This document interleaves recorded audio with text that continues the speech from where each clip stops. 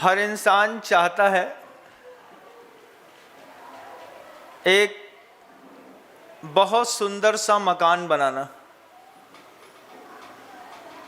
हर इंसान के मन के अंदर ये भावना जरूर रहती है कि एक ऐसा प्यारा सा बंगला बनाए, एक बंगला बने न्यारा, कैसा सर्व सुविधा संपन्न।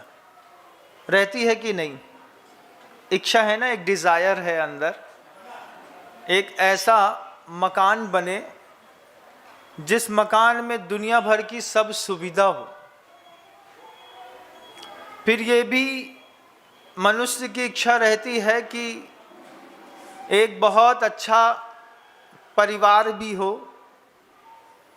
उसमें प्रथम लड़का पुत्र मिल जाए तो फिर कहना ही क्या।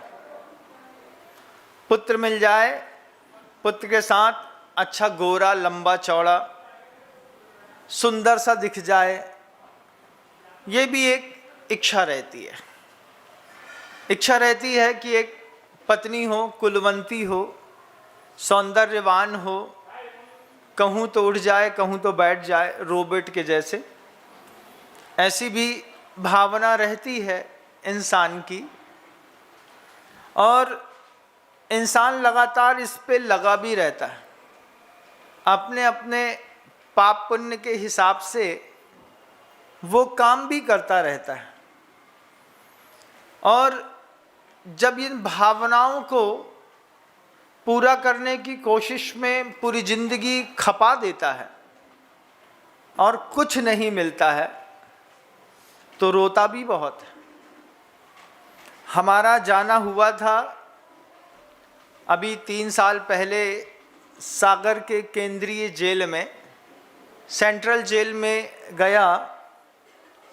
वहाँ पर खानदानी घरों के बड़े और अच्छे लड़के विचाराधीन कैदी के रूप में करीब संख्या होगी 1400 के आसपास। कितनी? 1400 के आसपास विचाराधीन कैदी, जिनके ऊपर कुछ ना कुछ चार्जेस लगे हैं, बड़े घर के हैं। चेहरा दिखा देता है, मतलब बड़े घर का कोई लड़का है, बेटी है, बहुएं हैं, इंसान है, उसके लिए पूछना नहीं पड़ता, उसका चेहरा दिखा देता है कि हम खानदानी घर के लोग हैं। जब पहली बार जाकर के मैंने देखा, विचाराधीन कैदियों में होड़ लग गई साधुओं को देखने की, तो साधु भी देख रहे थे कि 1400 से ज़्यादा 13 साल से लेकर के 19-20 साल तक के, 21 साल तक के विचाराधीन कैदी देख करके दंग रह गए। पूछा, तुमसे कुछ किया है क्या तुमने? तो ऐसा हंस के बोलता है, अरे हो गया, टाइम निकल गया। इतना सुंदर चेहरा दिखने के बावजूद, और जेल में जब उन लोगों को देखा तो लौट करके गुरुवर के पास आकर के कहा कि संसार में कितना अनीति है, कैसी अनीति है कि इतने अच्छे अच्छे लड़के। आचार्य सिंह जी भी साथ में गए थे, गुरुदेव भी गए, और गुरुदेव ने जाकर के वहाँ देखा और उनको देखा, बच्चों को आशीर्वाद दिया। लौट के आकर के एक चिंतन चल रहा था संघ के बीच में गुरुवर को लेकर के। गुरुदेव कह रहे थे कि देखो कैसे खानदानी घर के चमचमाते हुए 1400-1500 बच्चे विचाराधीन कैदी हैं, और कब से रह रहे हैं। कोई 90 दिन से रह रहा होगा, कोई 60 दिन, कोई 50 दिन, कोई 40 दिन, किसी को 1 साल, किसी को 8 महीने, किसी को 10 महीने। क्या अपराध किया होगा इन लोगों ने बाहर कि जेल मिली? आचार्य सिंह जी से जब ऐसा पूछा तो गुरुवर कहते हैं, इससे पहले इनके माता पिता का अपराध देखना। माता पिता का अपराध क्या देखना? बोले अपराध तो इनने किया, माता पिता तो अपने घर में अच्छे से बैठे हैं। तो गुरुदेव कहते हैं नहीं, जैन शासन के हिसाब से परिवारों में कुछ होगा ही नहीं। आपने इतना बड़ा घर बनाया है, परमात्मा के उपदेश के हिसाब से आपके घर के अंदर क्या रखा है एक बार बताइए। परमात्मा ने जैसा उपदेश दिया है, आपने मकान बनाने की तो चाहत थी आपकी, आपने मकान बनाया। परमात्मा का उपदेश के हिसाब से क्या आपके घर का चौका है?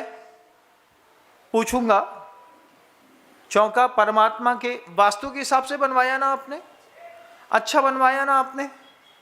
उसमें परमात्मा को बीच में शामिल किया कि नहीं? परमात्मा बीच में आपके चौके में शामिल नहीं है। परमात्मा ने उपदेश है कि ऐसा सुंदर स्वच्छ स्थान हो जहाँ सूर्य का प्रकाश सुबह 6 बजे से लेकर के शाम को 6 बजे तक 12 घंटे तक मिलता रहे। ऐसी भी कोई चौका होता है महाराज जहाँ 12 घंटे सूर्य का प्रकाश मिलता है? हमारे यहाँ तो वो लाइट लगाई है पूरे चौके में। आप देखिएगा, एक श्रावक के घर में और एक सेठ के घर में जमीन आसमान का अंतर होता है। श्रावक का घर है आपका कि सेठ का? किसका? जब मैं आपको दो के बीच में कोई बात कहता हूं तो आप लोग बहुत समझदार हो जाते हैं, क्योंकि एक आध 1.5 महीना 1 महीना 1.25 महीना साथ में रहते रहते हो गया है। अब तो समझने लगे हैं विनम सागर जी जैसा बोलते हैं तो फिर कैसा बोलते हैं। तो आपका जो घर है वो श्रावक का घर है कि सेठ का घर है? श्रावक का घर है। श्रावक के घर का मतलब है कि आपके घर के अंदर का चौके में अच्छा सूर्य का प्रकाश आता होगा। मकान तो बनवाया ना आपने अपनी खूब मेहनत करके। अरे महाराज अब क्या बताएं, बगल में एक पड़ोसी का मकान बना था, सट के छोटा सा प्लाट मिल रहा था, उसी प्लाट में हमने अपना मकान बनवा लिया। अब एक बार तो मकान बनवाना है, जरूरी तो था नहीं कि उसी प्लाट में बनवाते जहाँ से सूर्य का प्रकाश की एंट्री ही नहीं है। रेल के डिब्बे जैसे मकान होते हैं लोगों के, एक के बगल में एक, एक के बगल में एक के बगल में एक, जैसे बैरक बना दी गई हो, उसमें सूर्य का प्रकाश होता ही नहीं। आपके बेडरूम में कोई एक ऐसी खिड़की है बड़ी वाली? बेडरूम कैसे बनाए जाते हैं बताओ? बिल्कुल महाराज ऐसे ही 3 तरफ दीवारें होती हैं और एक तरफ सिर्फ कांच, और उस कांच को हटा देने पर हवा और सूर्य का प्रकाश पूरा का पूरा चौके में कमरे में इतना आता है कि पूरा का पूरा चौका और कमरा बिल्कुल प्रासुक बना रहता है। तो गुरुवर कहते हैं कि वो जो लोग जेल के अंदर विचाराधीन कैदी बंद हैं, उनके माता पिता की भी बहुत सारी गलती होगी।